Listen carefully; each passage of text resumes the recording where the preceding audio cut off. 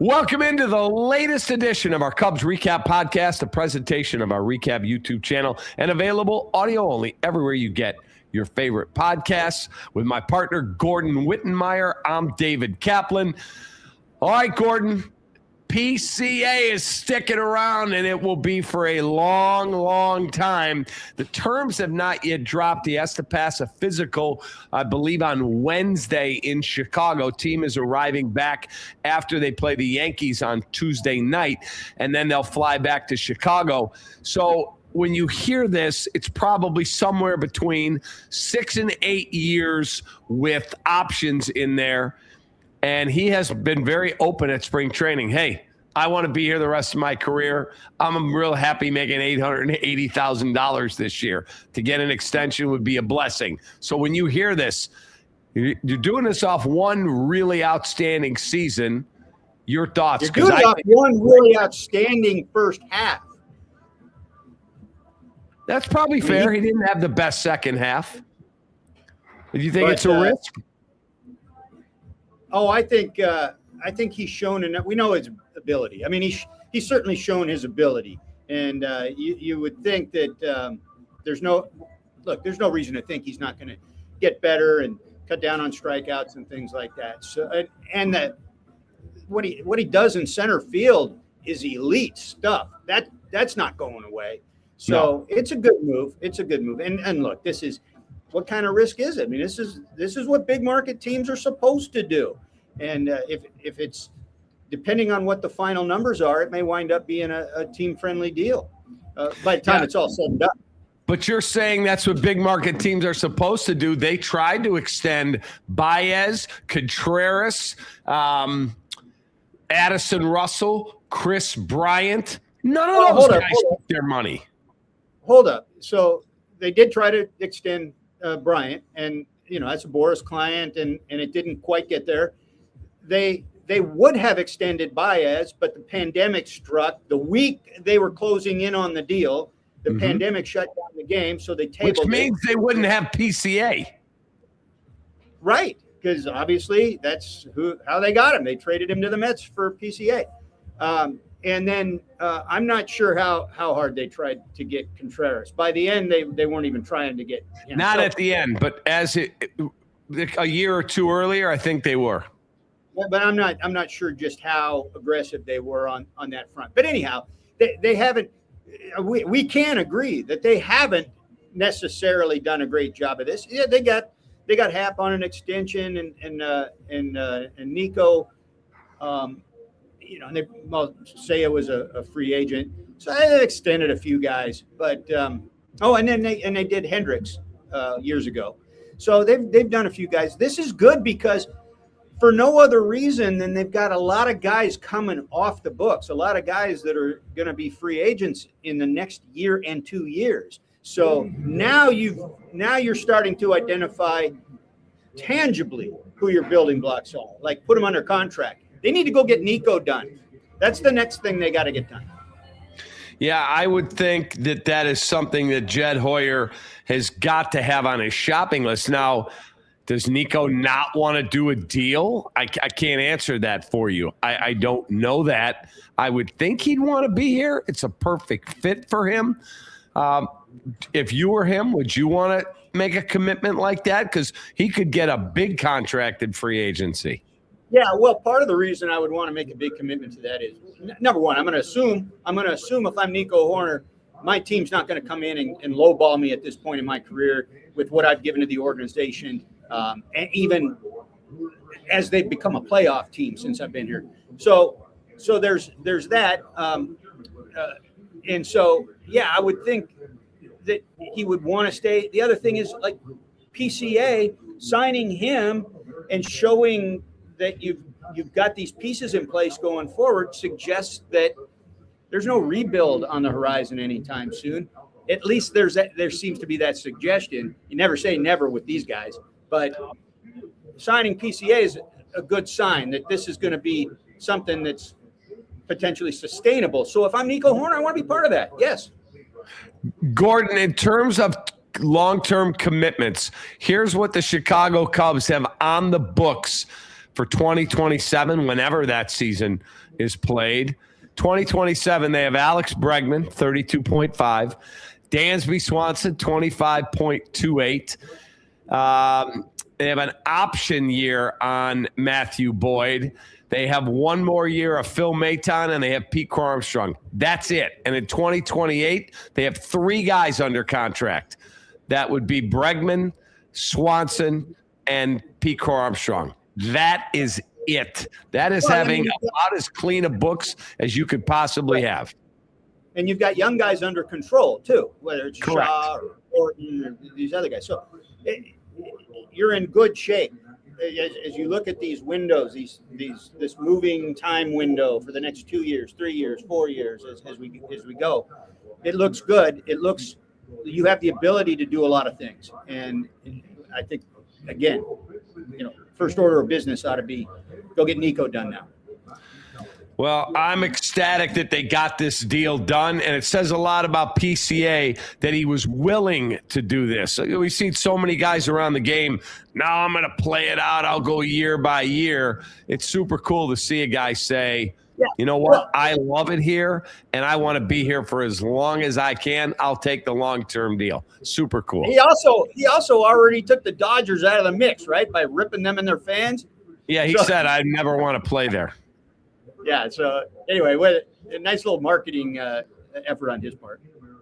All right, now you also have a special guest for us there. Yes, Todd Rosiak from the Milwaukee Journal-Sentinel, all over the Brewers beat. And the Brewers have done nothing but beat the Cubs' ass. That's just a fact. I don't like the Brewers. I like Todd, but I don't like Milwaukee. And the Cubs have outspent them by $115 million approximately. So, Todd, thank you for taking time. The Cubs outspend you guys $115 million more, and yet the Brewers just keep winning. How good is your team this year? It's basically the same team that we saw win 97 games last year, minus two big pieces, Freddie Peralta, Caleb Durbin. And they followed the same playbook that they always do. They punt Freddie Peralta a year before free agency. They bring in a couple of young guys that they really like, guys that they know are going to be in the org for years to come. They trade Caleb Durbin at something of an unexpected trade, considering that he's a young guy. They had just gotten him the year before, and they trade him for 3 controllable guys. So this is what they do. Now they've got depth in starting pitching that they did not have prior to the Peralta trade and the Durbin trade. They've got an infielder in David Hamilton, who they love, kind of a super utility guy, fills the role that Durbin kind of played for them last year, Andrew Monasterio. And they bring all the other key pieces back that played so well for them in their 97-win season in 2025. So the question to me right now is Brandon Woodruff. What are you going to get out of this guy? He signed that qualifying offer, $22 million in the offseason.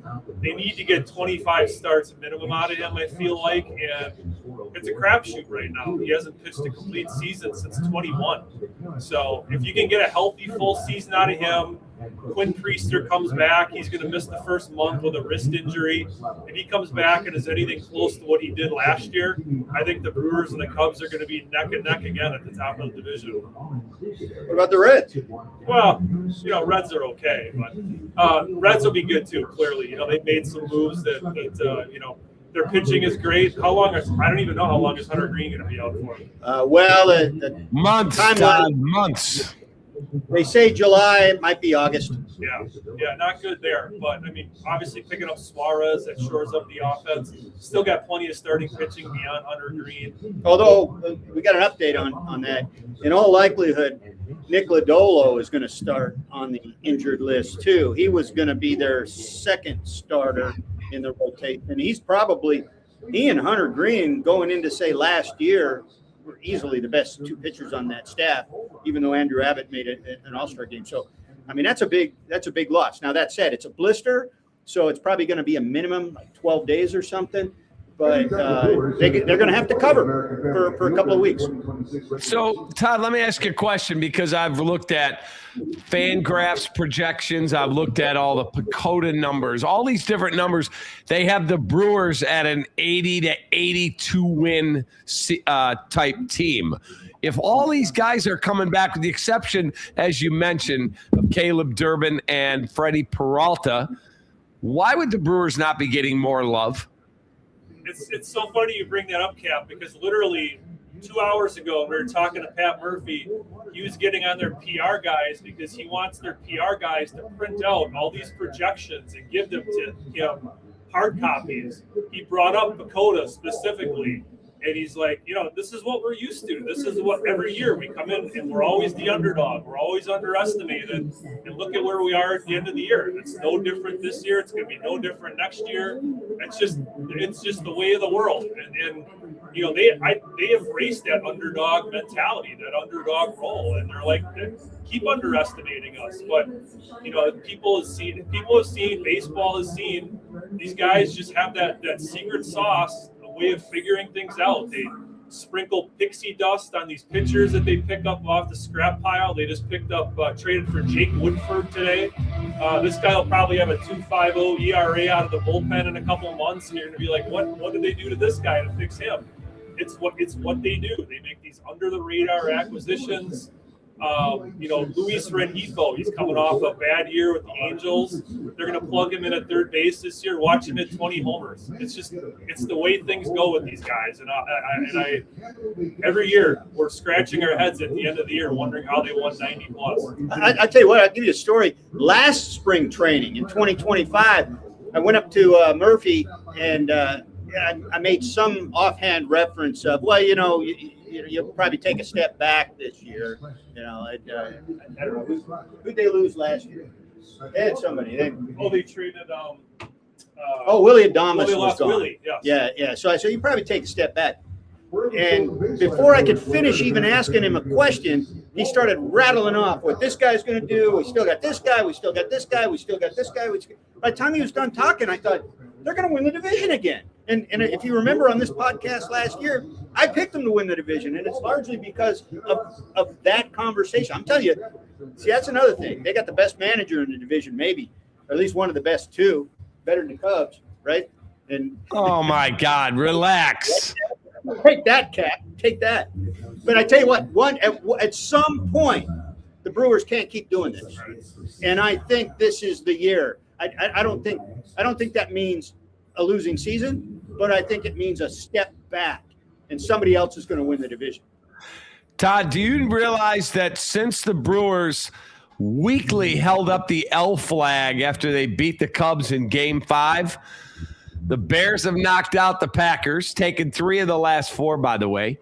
The Giannis has been banged up and injured all year. Now he's fighting with the Bucks, and he'll probably get traded away after they wanted to shut him down.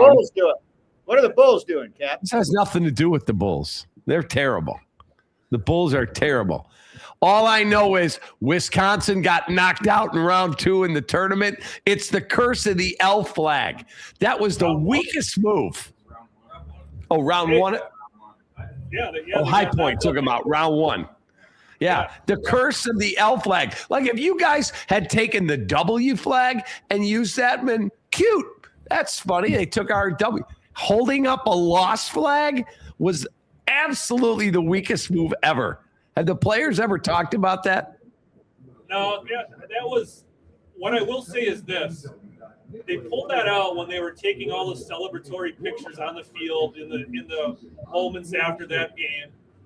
And while it made a great picture, I can tell you that many of the people who work for the organization who are standing alongside me and on either side of me are all going, ooh, this might come back to haunt us at some point. So, I mean, yeah, you can trace all these things back to that possibly. It's, it's fun, it's funny. But in the moment, you can understand the excitement. And it's one of those fun talking points and one of those things that goes back and forth in this rivalry in these two organizations. I think it's great. Keep the flame burning, you know. I agree. Gordon and I have talked about it. And the funny thing is, it used to be the Cubs Cardinals. I think Cubs Brewers is a way better rivalry right now. Way better. Awesome. Yeah, big time. It's awesome. Do they dislike us as much as we dislike the Brewers? You know, I am born and raised here. Many, you know, family, friends are from around here. I can talk media. I can talk like basically everybody I know hates Cubs fans. Hates them. And it's, you know, like the takeover of the ballpark here, you know, that really gets under people's skin. It's gotten better, and the Brewers have figured out a way to kind of keep the numbers down a little bit more to work to their advantage. But again, rivalries are great. Rivalries are fun. You know, they are. Both teams will tell you the same thing. It's electric whenever these two teams play, whether it's down at Wrigley or whether it's here at American Family Field. It's fun. Fans should hate each other in a healthy rivalry. Now, I don't want to see them throwing punches at each other and stuff, but I think it's great. Yeah, by the way, the same thing in Cincinnati from Cincinnati fans. And Marty Brenneman when he shows up. Oh, yeah, he hates the Cubs. You know what else I like, Todd, and I'm wearing Bears gear right now, when Ben Johnson said the Bears shouldn't like the Packers and the Packers shouldn't like the Bears. The rivalry seems to be back, and it's super cool because they're so close to each other. Yeah, and I covered the Packers like way back when in my career. My first big beat was covering the Packers. I lived in Green Bay during Favre's heyday, and that, you know, was kind of the start of this decades-long domination of the Bears. And we talk about all the quarterbacks the Bears have rolled out over that point in time. Now it looks like things have evened out quite a bit. You guys have got a keeper quarterback who's a budding star. You got a great coach. I mean, these games are awesome to watch now. They are. It gets boring, frankly, watching Rodgers running around doing the belt and all that stuff. We own you. We own you. These competitive games are great. That's what the division ball is all about, in my opinion. Yeah, that's what makes it so great. Todd, thank you for your time, man. Best of luck this season. Look forward to seeing you at Wrigley when these two teams tangle. Have we resolved the division yet? We haven't. Oh, you just. I'm gonna let you do just that. Assume that the Cubs are on top, and I know the Cubs are winning the division, but I think it's Cubs and Brewers. I'll give you a little sneak peek. You know, they make us put our names on predictions for the paper, and I predicted 90 wins, but the Cubs winning the division. So I got the Brewers getting in as a wild card. I predicted the Reds. I predicted the Reds, then the Cubs, and then the Brewers. Oh, Lord. Yeah, and I would go. The Pirates might be 500, maybe even a little better this year. Yeah, they have better pitching than the Reds. The division is going to be competitive, I think, from top to bottom. Well, maybe the Cardinals. Well, the Cardinals are going to be young, of course. Yeah. They're in a rebuild. But generally speaking, the division is going to be more competitive overall than it's been in many years, and I think that's great. It's going to be harder to get 97 wins for anybody. Do you guys, before I let you go, do you guys believe that somebody can beat the Dodgers? Yeah, I do. Because what it requires is, like, if you're the Phillies, you go in with, maybe Christopher Sanchez steals game one in a pitcher's duel against Blake Snell or something like that, or somebody's bullpen. Like go look at what Roki Sasaki just did in his last spring start. It was horrific, and he's in their rotation going into the season. They last year they weren't the dominant team all season long, but they got healthy late. There's a number of things in baseball that can happen. Nobody's got more depth than they do, though. It's going to be awfully hard to knock them off, but it's awfully hard to win 3 in a row, too. I mean, just the math of that alone makes me think that it won't happen this year. Just so you guys know, I bet the Cubs I got them at 22-1. I've got my ticket. You bet him every year. You bet him every year, and it doesn't matter what the odds are. I haven't bet him since 2017. And I will tell you this, Cade Horton's winning the Cy Young. Wow. Yeah, okay.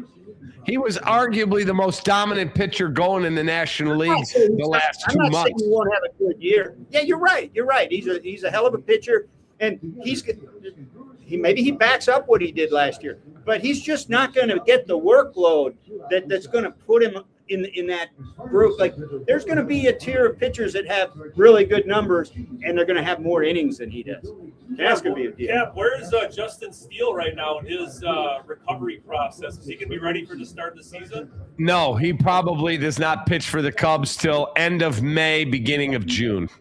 Oh, that far back. Okay. Yeah, he's been cleared completely by the doctors, but they're not going to run him up here in the cold weather. No chance. So totally understand. It's going to be fun. Todd, thanks, man. Appreciate your time. My pleasure. Always happy to be on. You got it. I'll see you soon. Yeah. You got it. Gordon, let's talk a little bit quickly about your Reds. Okay, my Reds. Without Nick Lodolo, without Hunter Green, there's not enough pitching for that team to stay competitive.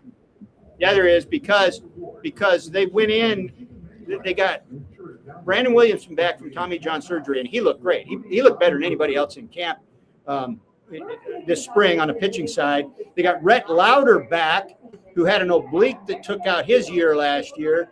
He had a 1.17 ERA in a 6-start debut in 2024. He's back looking really good too. Their biggest problem is they've got some guys, because of the way that the spring ended with some of the guys. Not everybody stretched out enough to be able to give them necessarily 90 or 100 pitches out of the chute. They're going to lean on their bullpen. But they got 5, without Lodolo, without Green, they got 5 healthy starters right now, all of which are competitive. So they can compete. How many innings can they get out of these guys? How many pitches can they get out of these guys until maybe Lodolo comes back? Because originally they had the 3 young guys for 2 spots. They were going to use one as a sort of a floater piggyback guy for those 2 spots. Now they all have to start. But they do have pitchers. And I'll give you this too, Cap. Last year, Fangraphs WAR said that the Reds were the second best starting rotation in the game behind the Phillies. And Hunter Green threw a career low workload in terms of innings and games. They were 39 and 33 when Hunter Green was on the IL. They were under 500 when he was on the active roster. Now, that's not all about him, but it does show that they can compete without him. They have some depth, and they have, as a group, a very strong starting rotation. So they can take a hit temporarily here and there, especially with these other guys back, and still pitch potentially near the top of the league in terms of starting pitching. So I think they're able to hang in there. The toughest part of their schedule doesn't come on until the back end anyway.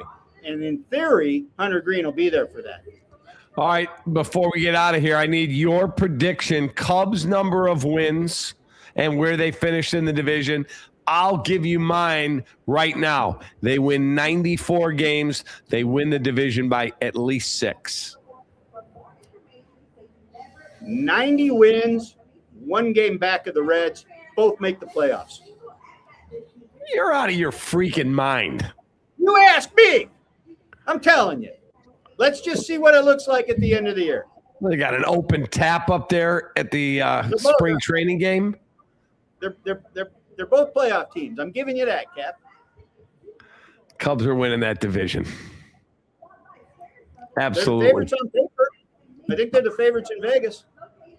When are you? Your heart. That's exactly correct. When are you back in Chicago?